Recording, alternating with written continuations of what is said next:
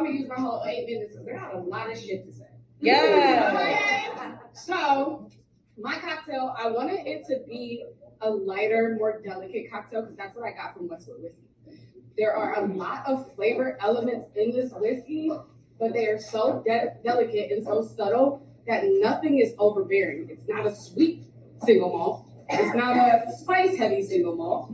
It's not something that the stigma back at home, people say about like whiskey, I'm gonna have a hairy chest. I love it. That's what they say. Are you telling me I'm a dude or something? But this, I love this the moment I sipped it because I can sip it and I can sell it to somebody however I want them to receive it.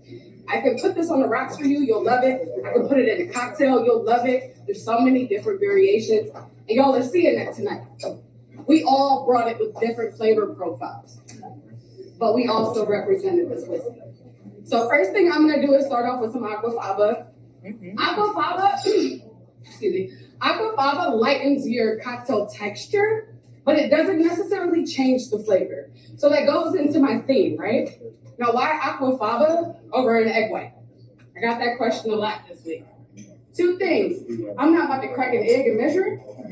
And then using aquafaba gives me that leeway to play with it, because one thing that happened when I was playing with all of my recipes, my flavors, about an ounce, which is what I standard use, it was blending the flavors too much and it was taking away from the whiskey. Obviously, I don't want to do that. I can balance cocktail all day, but when I'm trying to represent and trying to educate someone about Westward, I don't want those flavors blended like that. I still want you to get an element of each of the flavors, because that's what happens here. You get an element of the herb on the nose. You get an element of lemon curd on the nose. The baking spices on the palate. It's all there, but like I said, it's not overbearing. For my citrus, a lot of people too. Why use the canes and not just lemon juice? I could have did that, but one, that's basic and I ain't basic. And then,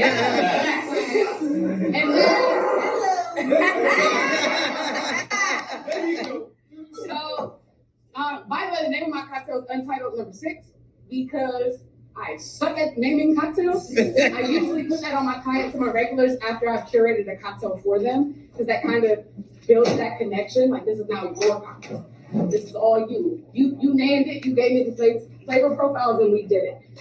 But I also decided to go with Untitled Number 6 because that's what they did over at District Made. They have a whole Untitled series, and I like that because I can use that instead of stressing out about a name for a cocktail. And then I also complemented that with some oleosaccharin. What the hell is oleosaccharin? That's right. I know somebody was going to say what the hell is it? It literally translates to oily sugar. So the process that you do is essentially infusing lemon peels in sugar with just a little bit of water, and then you're going to cook it down until you get this juicy, oily texture. Nice. I use Cocoa Simple for 2 reasons. One is Chocolate City's best. Chocolate, cocoa, hello. And then you get a very subtle cocoa finish on the Westward whiskey that I felt was very important to highlight. Because you get sweetness from the butterscotch on the palate, but then with that finish, it's like, it's sweet, but what is that? So I wanted to bring that out. I wanted to bring that chocolate element out so you could appreciate it. The dandelion root and the rosemary tea. Again, what the hell is that? So, dandelion root, very subtle.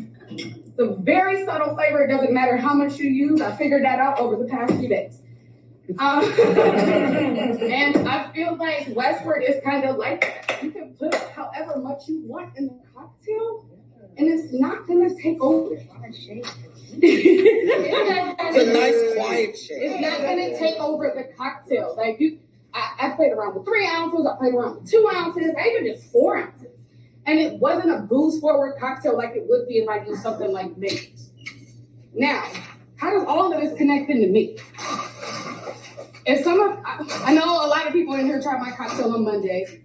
Completely different flavor profile. Why? These are all holistic elements. Dandelion root has roots back to North Africa and the Mediterranean, which I found out that's where my African roots come from when I did my research. So that's me. And then I'm also a holistic person. I'm starting to gravitate into less medicine, more, herbs and spices and and it also represents that feeling that I have with y'all. I feel so much more uplifted, lighter, happier, meeting people that look like me, that have been through the same stuff, and people are thriving. You got business owners that I'm competing with. You got beverage directors that I'm competing with. Every person that tried to tell us no, we sitting here right now showing them, yo, no don't mean nothing to me. That's right. I'm doing it. I'm doing it. I also learned a lot about myself. I want everybody that looks like me to win so much to the point that I kind of underestimate myself. And I love the fact that every single one of my competitors this whole week, if they felt like I was not being confident, I got like Greg literally checked me, y'all. He said, baby, I need you to be a little bit more confident because look at what you're doing. And D outlined exactly how I feel so perfectly. Like, the more your platform elevates, you're doing a lot, but it's like, dang, I could be doing so much more. And that's kind of where I'm at, and that's kind of why I underestimate myself. But nobody is going to really want to take heed of somebody that's not confident, right? So I need to adjust that. And I learned that about myself through my competitors. I also learned that I'm not alone. Nice. I'm not alone. You are not. Nice.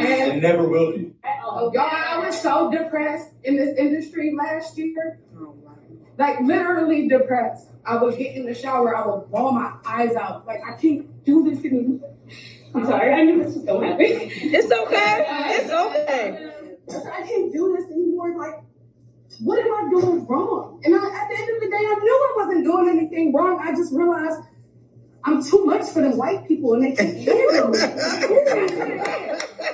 And y'all have shown me that. I come down to DC, and every beverage director, every bar owner, every business owner I met was black.